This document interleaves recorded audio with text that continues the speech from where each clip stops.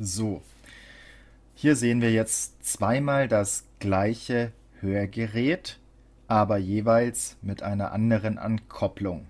Auf der linken Seite mit einem Standardschlauch, der ist dicker als der rechts, und mit einer Otoplastik oder Ohrschale am Ende.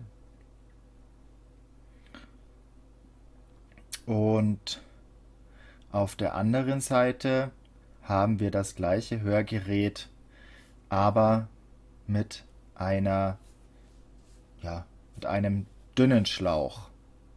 Und zwar im sogenannten Slim Tube zu Neudeutsch.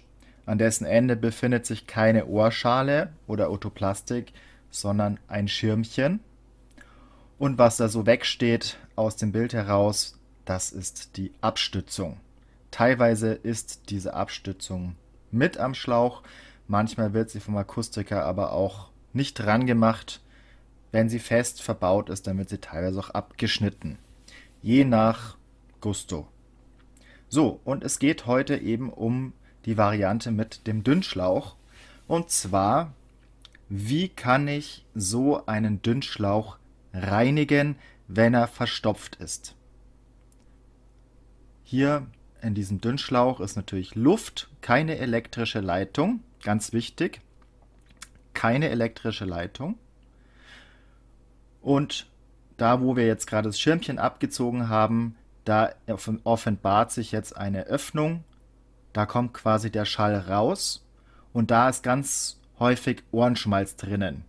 Genauso wie auf dem Schirmchen Ohrenschmalz häufig drauf ist, kann der auch da durchgequetscht werden bis zu dieser Öffnung. So, und jetzt müssen wir quasi diesen Slim Tube bei Phonak, dem Hersteller Phonak, vom Hörgerät runterdrehen. Das ist ein Gewinde bei Phonak. Bei anderen Herstellern ist das teilweise anders. Da muss man es abziehen. Bei Phonak ist es ein Gewinde. So, und zum Reinigen haben wir jetzt hier so eine Hygieneschlaufe. Und der hat zwei härtere Enden und in der Mitte ist so eine Art, so was Wolliges. Und mit diesem Ende geht man jetzt eben, ganz wichtig, nicht beim Schallaustritt rein, sondern da, wo man es abgedreht oder abgeschraubt hat. Da geht man rein, weil sonst würde man ja den Ohrenschmalz hoch zum Hörgerät drücken. Das wollen wir aber nicht, sondern man geht auf der Seite rein und dann drückt man diese feste, das stabilere Ende da durch diesen Schlauch. Ihr seht, der ist innen hohl. So, und jetzt vorne ist ja der Ohrenschmalz dran. Und sobald er jetzt dann da vorne rauskommt, würde er schon da den Ohrenschmalz mitziehen. Jawohl, der wäre jetzt schon vorne dran. Und jetzt ziehen wir das Ganze durch, um innen gelagerten Ohrenschmalz oder auch vor allem Feuchtigkeit rauszuziehen. Also wir beseitigen A, den Schmalz, der vorne auf der Schallaustrittsöffnung ist, und B, beseitigen wir die Feuchtigkeit. Es gibt noch eine zweite Möglichkeit. Man kann auch so einen Plastikstab nehmen. Prinzipiell funktioniert das genauso. Auch hier wieder bei der richtigen Seite rein. Ist manchmal ein bisschen schwierig, weil es doch Fummelei ist.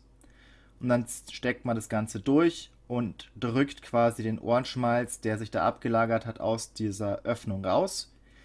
Kleiner Nachteil bei der Variante, man kriegt keine Feuchtigkeit raus. Die Feuchtigkeit, ja, die bleibt in der Regel zumindest an den Innenwänden hängen, was jetzt prinzipiell nicht so gut ist. So, und wenn man fertig ist, macht man eigentlich wieder das Schirmchen drauf und dann das gereinigte Schirmchen wichtig und dann schraubt man das Ganze quasi wieder drauf.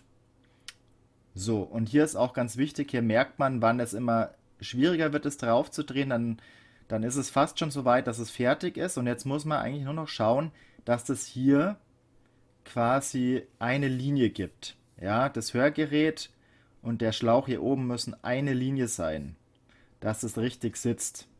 Man darf es nicht zu fest drehen, weil dann ist es nicht mehr eine Linie oder es kann sogar brechen, sondern so weit, bis man merkt, dass jetzt gut Widerstand da und dann schaut man, dass es eine Linie gibt. So, Und das ist eigentlich schon die Reinigung eines Slim-Tubes.